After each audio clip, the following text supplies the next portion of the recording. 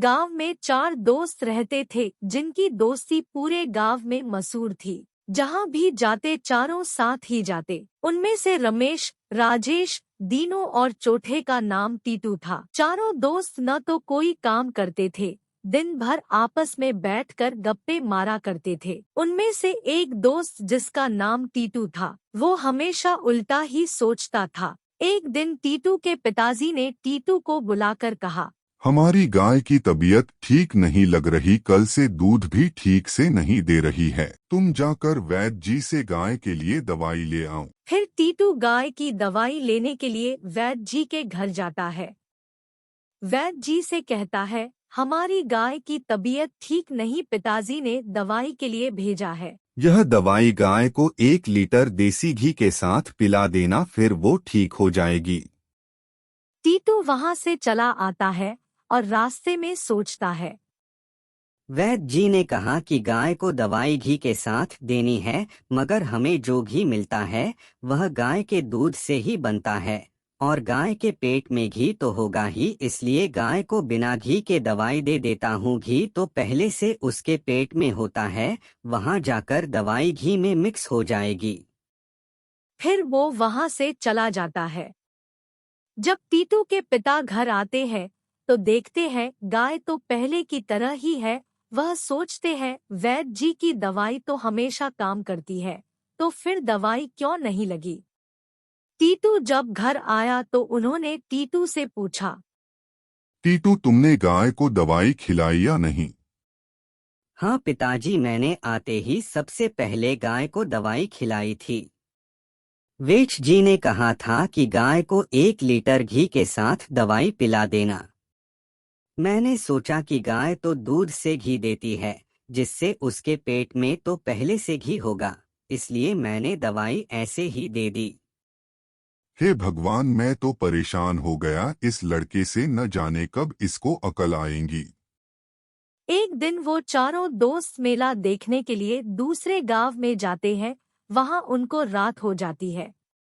अब राजेश कहता है, यार, बड़े जोर की भूख लग रही है, कहीं से खाने का इंतजाम करो। भाई, यहाँ तो हम किसी को जानते भी नहीं है, किससे खाना मांगेंगे। कुछ तो करो वरना आज तो भूख के मारे जान निकल जाएंगी। यार, मुझे याद आया, मैंने किसी से सुना था कि यहाँ पर एक बुढ़िया अकेली रहती है, जिसका बेटा शहर में रहता है। वह कभी कभी यहाँ पर आता है। बुढ़िया को रात में कम दिखाई देता है, उसके यहाँ खाने का सामान मिल सकता है।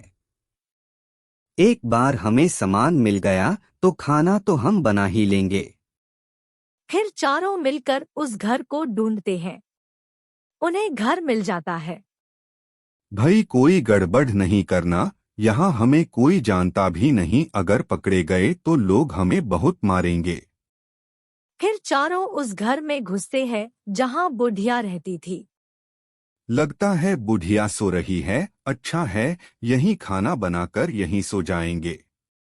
सुबह होते ही उठकर चुपचाप निकल जाएंगे, कोई भी आवाज नहीं करेगा। फिर वो लोग खीर बनाकर चारों जने खीर खाने के बाद दूसरे कमरे में सोने के लिए जाते हैं तो टीटू की नजर बुढ़िया पर पड़ती है।